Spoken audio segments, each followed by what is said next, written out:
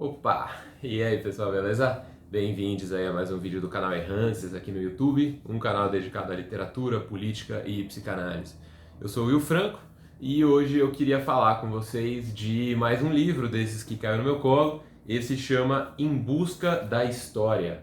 É de um canadense que chama John Van Seters e o nome inteiro, vou falar, é compridão, é Em Busca da História, dois pontos. Historiografia no Mundo Antigo e as Origens da História Bíblica. Então tem Bíblia na história, já já eu chego lá. Esse livro saiu no Brasil pela EDUSP, nos idos aí de 2008, se eu não me engano, que viu a cor do mundo mesmo, foi em 1983, saiu pela Yale. Então, né, você vê que é um livro grandiloquente aí. É um livro, então, dos anos 80 e ele está inscrito no campo dos debates em torno da história da Bíblia, né? Não especificamente no campo da teologia, mas no campo da história. E esse livro do Van Seters, ele foi editado pela EDUSP aqui no Brasil porque ele foi um livro que meio marcou época, assim. Ele retomou um tanto do debate em torno da historicidade da Bíblia enquanto um documento, né, forjado por um determinado povo, independente de se ditado por Deus ou não, mas, né, enfim, forjado por um determinado povo, e que nesse sentido, portanto, pode estar inscrito nas narrativas históricas, com pretensão histórica, e também faz parte, é claro, dos estudos em história, já que ele é um documento ele mesmo histórico. Por isso, então, o Van Seters mergulha nesse campo em busca, primeiro, né, de que tipo de história a Bíblia, enquanto texto, está se prestando a contar, e, além disso, como ela se inscreve no campo das origens da história. Porque esse é um debate técnico, difícil, não vou entrar no detalhe aqui, mas dependendo de como você define o que é fazer história, o que é se dedicar a escrever história, você encontra a origem desse esforço em momentos distintos da trajetória dos humanos sobre a Terra. Então você pode colocar isso num passado recente, se você pensar história como uma disciplina, né, uma disciplina moderna, aí você pressupõe a modernidade, obviamente, não tem como voltar muito. Né? Então a história teria começado ali, mais ou menos século XVIII, XIX. O mais comum é que se faça uma concepção um pouco mais abrangente. E o Van Seters, ele entra nesse debate usando uma concepção de um outro filósofo lá, que chama Huizinga. Huizinga normalmente é conhecido no Brasil por um livro dele que chama Homo Ludens, mas ele é um filósofo com uma ampla obra e tal, e num determinado livro ele apresenta uma concepção de história que Van Seters curtiu, que é história é o modo através do qual uma determinada civilização presta contas de seu passado a si própria. E aí, nesse sentido, dá para entender o texto Bíblia como uma composição, uma das primeiras, talvez, com uma determinada pretensão histórica. Daria para incluir o Homero, por exemplo, já que o Homero está tentando contar a história dos heróis num momento em que você já não tinha, na cabeça dele, você já não tinha heróis na Grécia dos seus contemporâneos, né? Quando ele fala do Aquiles, do Ulisses, eles seriam caras até dos Ajax, lá tem mais de um, eles seriam gente diferente, assim, isso porque eles eram de alguns séculos antes, no tempo dos heróis. Então o Homero está tentando contar a história dos gregos desde a Era Dourada, né, para ele. E a Bíblia, em alguma medida, pode também ser um esforço de contar a história do povo de Deus para o povo de Deus.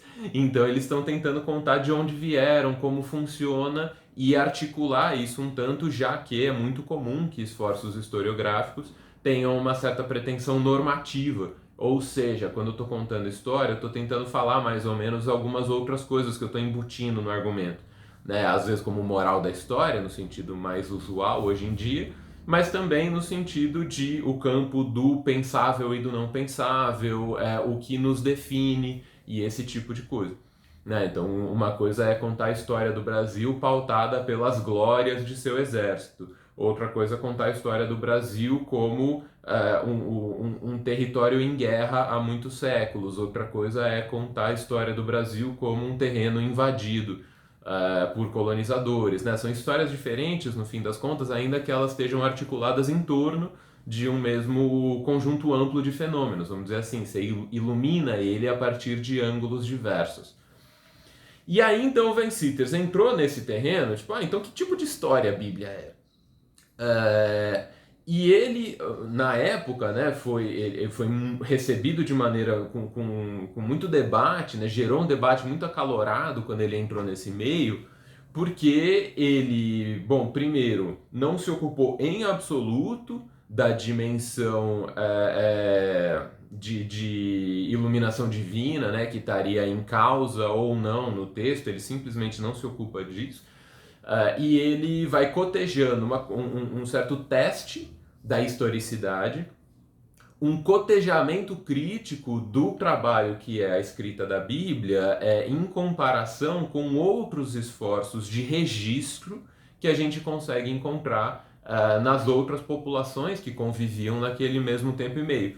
Então ele tem capítulos inteiros dedicados a como eram os registros entre os hititas, entre os assírios, entre os babilônios, entre os povos mesopotâmios, aí são vários menorzinhos, no próprio Egito, e um capítulo dedicado à Grécia, que aí ele muda um pouco a cronologia, porque ele está pensando no Heródoto que muita gente fala que é o pai da história, né?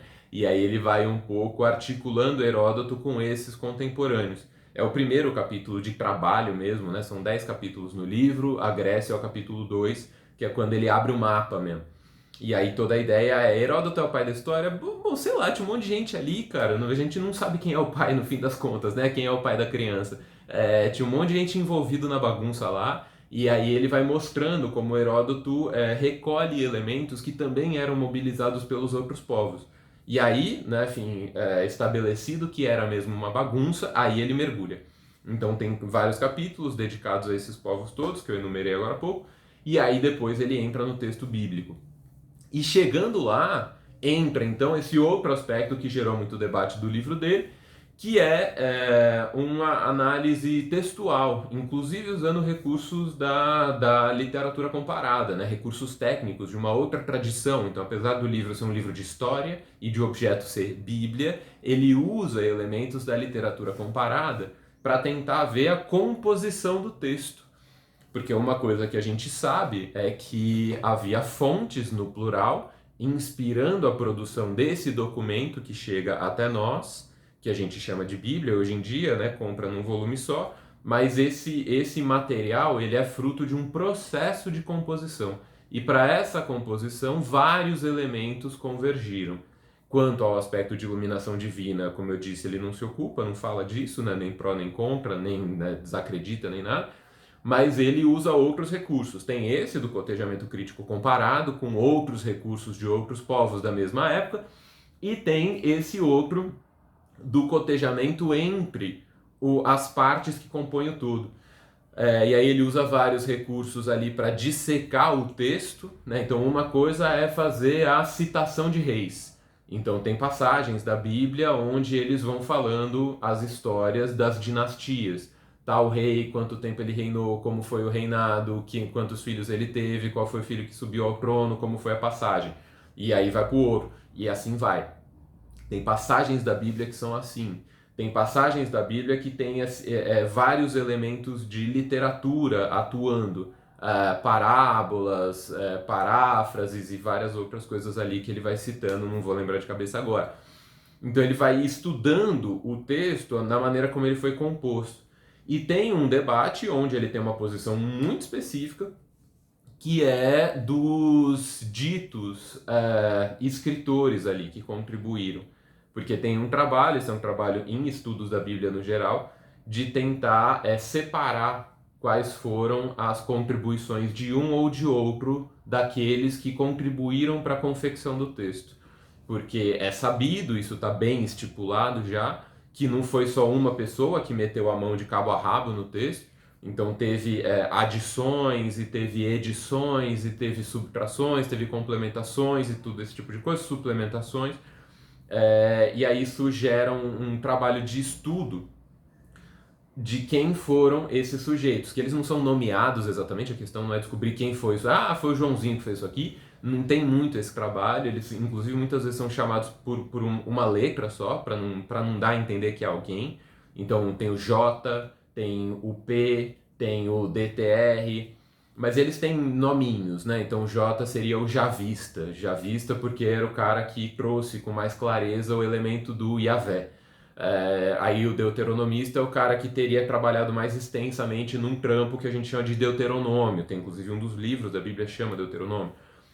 Então tem vários autores atribuídos, não para descobrir, para colocar trademark ali, né, para pagar royalty nem nada, mas no sentido de entender como o texto foi composto. Né? Então imagina uma letra de música que foi escrita em parceria aí, vários caras, né? Então Maraísa juntou com Michel Teló, juntou com Ivete Sangalo, juntou com Lulu Santos.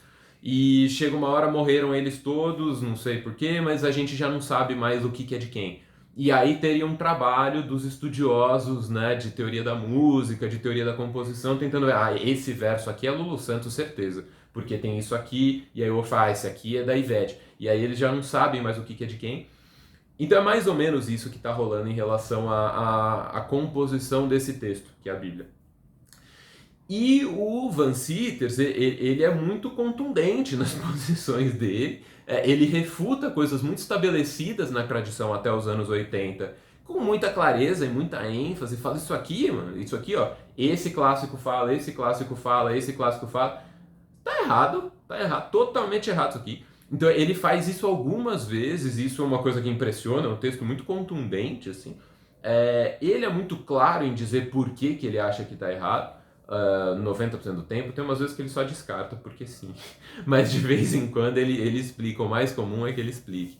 E aí ele vai ali então disputando as posições, os dogmas, os cânones, e apresenta uma leitura muito peculiar. Ele inverte uma determinada cronologia, isso ele não foi o primeiro, mas eu achei muito interessante, porque ele entende que o Gênesis, por exemplo, é posterior a alguns textos como o Josué. Josué, Samuel, ele entende que esses textos são muito posteriores em relação à escritura da Bíblia que você compra por aí hoje em dia. Eles seriam adições posteriores e que o interesse no estabelecimento do corpus básico ali, do core, vamos dizer assim, a versão beta, né, da Bíblia, estaria em causa em relação àquela narrativa da passagem ali, Josué, Davi, Salomão, Samuel. Como aconteceu em relação a esses caras. Eu acho que eu errei a ordem, mas é por aí. E ele é muito claro, muito contundente nesses estabelecimentos. É um trabalho técnico, então ele cita essas bibliografias, ele pressupõe alguns conceitos. Não é o primeiro livro que eu leio de história da Bíblia e eu entendi ali acho que uns 25%. Mas é muito legal ver um cara trabalhando em alto nível. Assim, é um trabalho que não é um trabalho de divulgação científica, é um trabalho técnico. É vendido em livraria, então é de acesso comercial, mas ele pressupõe um certo grau de preparação para dar conta. Ou um interesse por ver gente boa trabalhando em alto nível. Porque para mim acho que é isso, eu não estava preparado, eu não dou conta. Mas é bonito de ver. Então para mim é um pouco como se eu fosse jogar bola com gente que joga bem. Eu sou perobo de futebol, todo mundo sabe, mas de vez em quando eu gosto de ver gente muito boa jogando, porque você olha e fala, porra! Então é legal de ver acontecer, assim, o cara trabalha em alto nível mesmo, cita de tudo em vários idiomas e vários trabalhos ali muito sofisticados, então eu acho muito interessante de ver, apesar de ser um pouco desgastante, sem dúvida. E para quem não tiver paciência, assim, mas quiser conhecer um pouco do argumento, eu recomendaria ler a introdução, ler o livro da Grécia, ler o do Egito, que é bacana, e aí depois pular pro último, porque no último o cara vai abrindo o campo, e eu fui lendo, gente, vou confessar pra vocês, eu fui lendo e tipo, mas cara, ele só levanta problema quando ele vai resolver. Ele chega no final e ele vai um atrás do outro, assim. Ele vai retomando tudo que ele foi levantando de polêmica, de problema, de coisas mal colocadas, de elementos que tem que ser melhor posicionados. Vai abrindo, assim. E aí no final ele implementa um pack ali, ele vai sinalizando, situando, posicionando coisas de uma maneira muito eficiente, assim, muito eficaz. E aí ele articula, ele monta as pecinhas do que seria a interpretação da confecção do texto Bíblia no entendimento dele, do ponto de vista da composição propriamente dito. e aí ele recupera qual seria a situação disso em termos de que tipo de história está sendo contada por aquela civilização para si própria, e aí ele tenta responder isso. Teria a ver basicamente com a ratificação da legitimidade do reinado de Josué, e aí depois autores posteriores teriam tentado estabelecer isso em termos dinásticos, tentado retrofazer essa legitimidade em termos de articular isso com reinados considerados fundadores, né? Como se você fosse tentar dizer que você mesmo é herdeiro, sei lá eu de quem aí, de algum rei antigo, para dizer que você tem direito de estar onde você está. Então aí ele faz esse tipo de posicionamento, o entendimento dele é esse. E entre os autores que teriam metido a mão para o estabelecimento do texto, ele dá um amplo destaque para o deuteronomista. O tal do deuteronomista, ele entende que é o autor que estabeleceu o corpus básico. E ele chega a dizer, ele termina o livro de maneira muito contundente, assim, dizendo que o deuteronomista é o primeiro autor em história. É o primeiro autor a escrever história. Eu vou citar aqui, ó. Por fim, espero ter demonstrado que o primeiro historiador israelita e, consequentemente, o primeiro historiador conhecido na civilização ocidental que realmente merece este título foi o historiador deuteronomista. E assim acaba o livro. Então, é isso na página 368 da edição que eu tenho, que é a primeira edição de 2008. Então, o Van Citters termina com esse argumento que deuteronomista foi o primeiro historiador, inclusive anterior a Heródoto, na maneira como ele posiciona isso na história, e o cara que teria estabelecido para o povo, que a gente chama de povo de Deus, para os hebreus daquela região, ele teria sido o primeiro a tentar narrar para esse povo, confeccionar para esse povo um registro sistemático do que seria, afinal de contas, a história deles, para eles mesmos. E isso com essa finalidade de ratificação, em alguma medida, do reinado do tal do Josué. Então é isso, assim, um trabalho bem interessante, abrange vários temas. Eu acho que vocês devem entender já, eu não expliquei isso, mas eu tenho um pouco esse interesse de compreender o arco longo da maneira como a gente se constituiu enquanto povo, nós brasileiros, e isso remonta um tanto para o estabelecimento desse tipo de marco canônico. A Bíblia é um marco canônico importante, né, para a maneira como os europeus, uma vez que eles resolveram se entender desse jeito, como eles contaram a própria história para si próprios. E é puxando esse fio que eu chego nesse tipo de trabalho de história da Bíblia.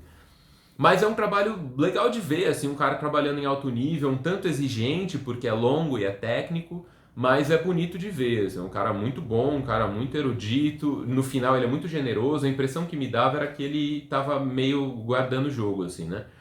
Mas no final ele mostra, e apresenta muita coisa, é muito contundente, é muito legal. Então, para quem tiver preguiça, lê a introdução, lê a Grécia, e aí depois lê o Egito, e depois já pula para o capítulo 9 e 10 ali, que é onde ele finaliza. E é isso, espero que vocês tenham gostado. Qualquer comentário, dúvida, questão, manda ver aí. Adoro receber notícia de vocês. E a gente se encontra em breve com um próximo vídeo aqui no Errances. Beleza? Abraço, gente. Até!